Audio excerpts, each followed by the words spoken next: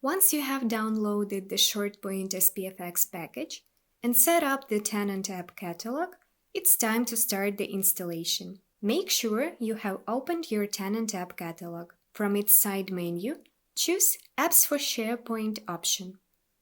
Click the New or Upload button and then choose Files.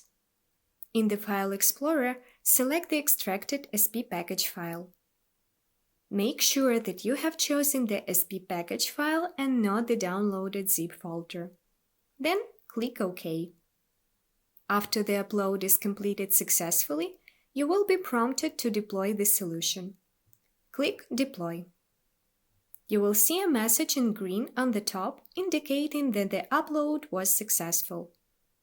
Please check here if ShortPoint SPFx is deployed. If you see an error message, Deployment failed, you will need to select the app and deploy it again.